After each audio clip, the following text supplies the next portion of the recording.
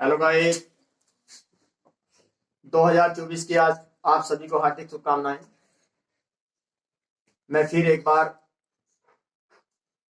अपनी हास्य कविताएं आपके सामने लेकर के आया हूं।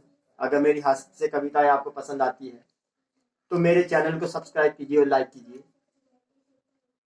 अपने इतिहास के पन्नों पर नायु ग्रहण होता, अपने इतिहास के पन्नों पर नायु ग्रहण होता, बाई के भाई के हाथों ना भाई का मरण होता। पांडवों को यदि एक भी बेटी होती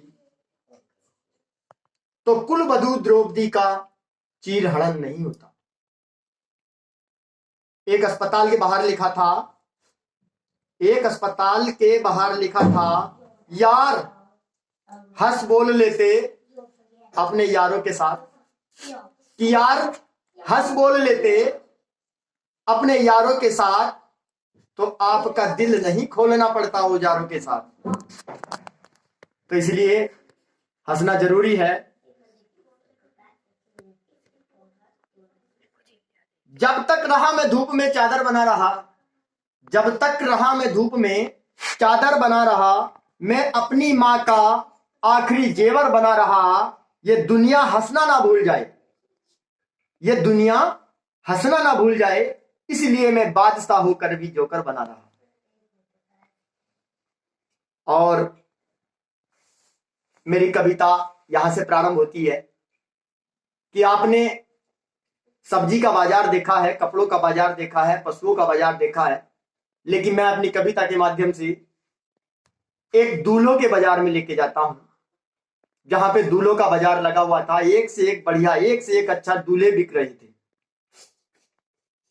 तो दूल्हों के बाजार में, दूल्हों के बाजार में दूल्हे बिक रहे थे, छोटे से बड़े तक बिकाऊ बिक रहे थे।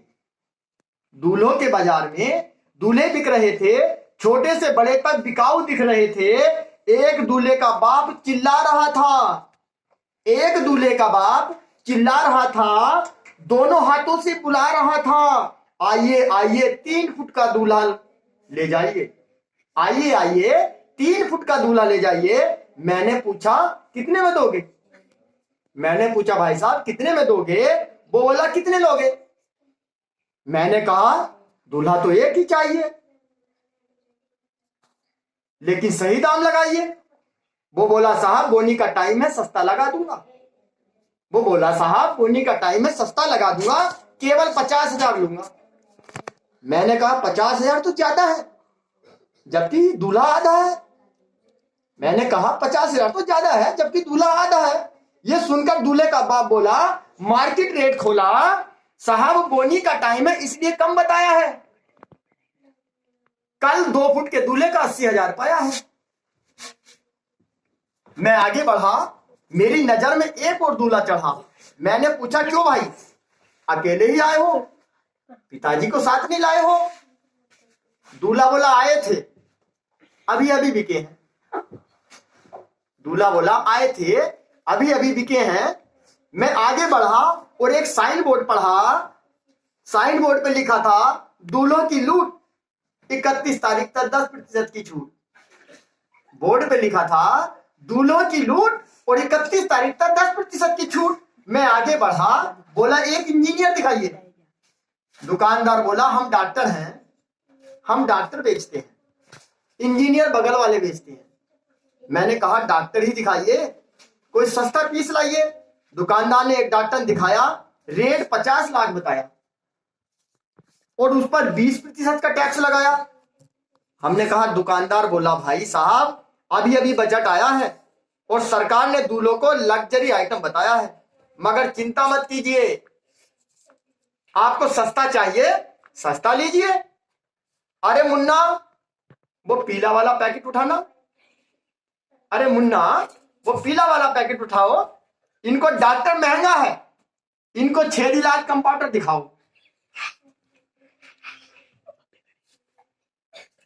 मगर चिंता मत कीजिए, आपको सस्ता चाहिए सस्ता लीजिए।